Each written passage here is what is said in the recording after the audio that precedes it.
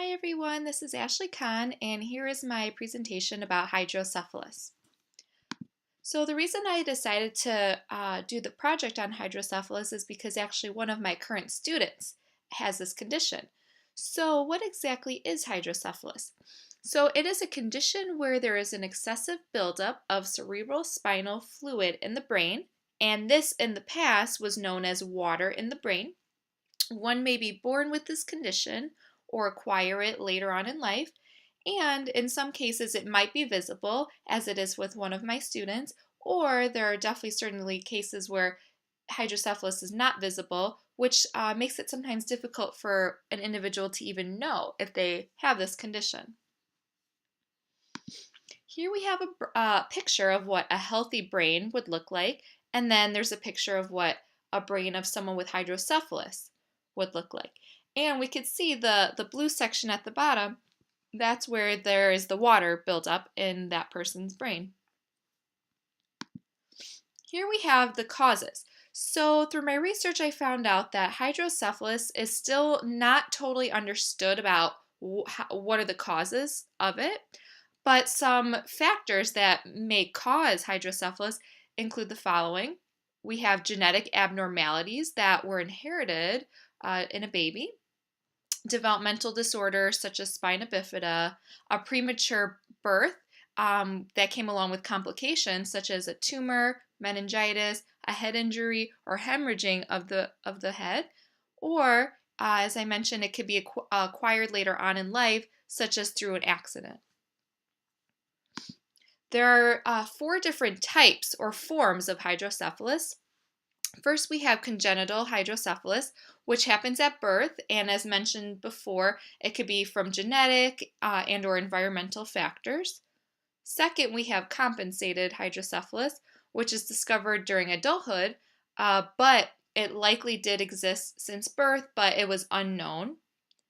Third, we have acquired hydrocephalus, which develops after birth, and that could be in the form of a head injury or any sort of injury along those lines. And fourth, we have normal pressure hydrocephalus, which develops in older adults, often when the brain ventricles start to increase.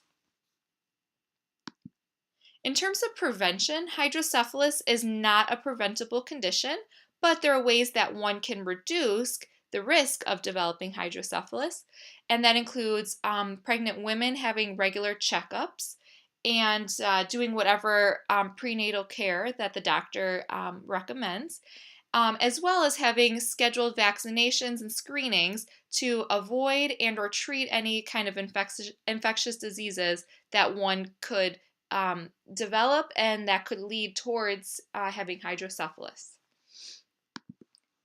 In terms of prevalence, it's estimated that 1 out of 1,000 babies are born with this condition, and I found that this makes it just as common as individuals being born with Down syndrome.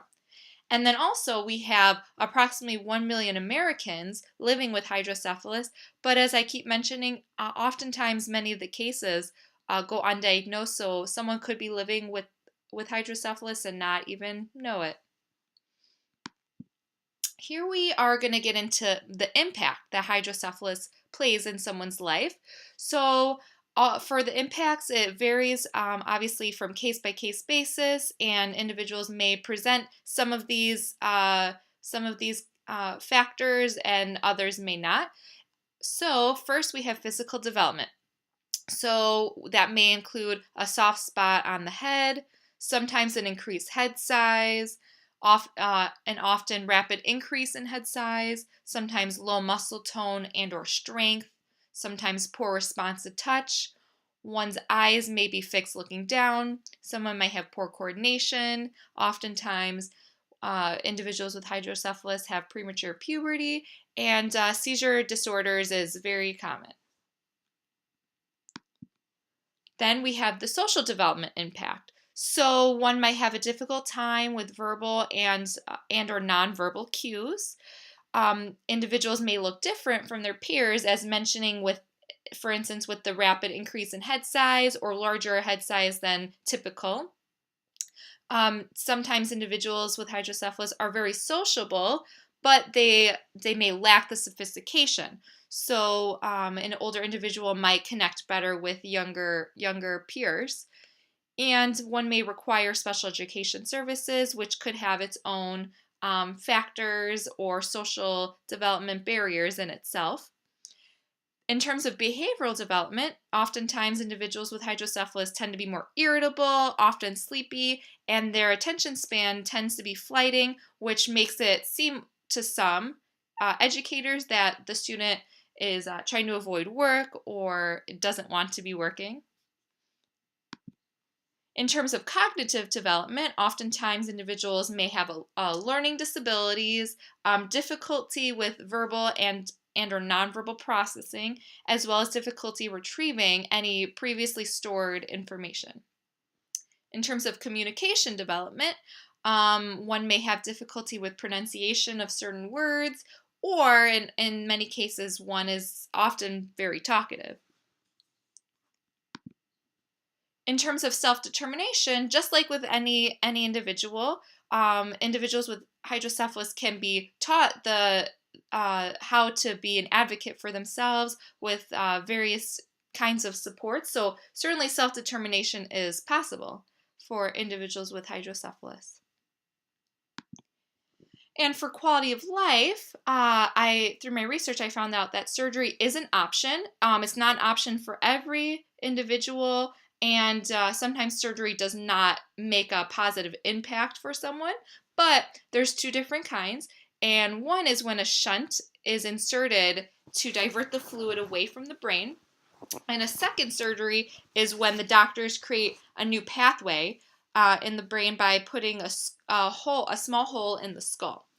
And overall, individuals with hydrocephalus can still live a happy and successful life. Also, here are some potential adaptations that us as special education teachers can make for any students that we have that may have hydrocephalus. And certainly, as mentioned, it varies from case by case, but these are just some potential adaptations.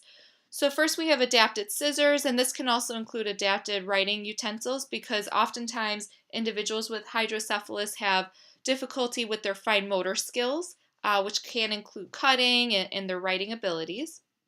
Second, we have an outline, which would help to break down the content because individuals with hydrocephalus sometimes experience information overload. So by having a way for them to organize what's going on in class, that would be very helpful.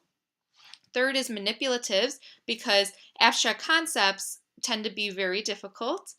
Fourth, we have is breaks because oftentimes, as mentioned in a behavioral development impact, is that individuals with hydrocephalus often have flighting attention. So by giving a student more breaks, then that would help them be more successful in school. And fifth is a visual schedule because individuals with hydrocephalus benefit from various visuals, and it also just helps to break down the day for that student. Lastly, we have the impact on family. So this obviously varies case by case basis, but some potential impacts may include a family needing to handle behavioral challenges of their child. They may need to seek outside services, which can include speech pathologist, social worker, behavior therapist, anyone along those lines. They may need to advocate for special education services for their child at school. And they may potentially look into the surgery options and costs like I was mentioning earlier. Lastly, here we have our references, and I want to thank you so much for listening and learning a little bit more about hydrocephalus.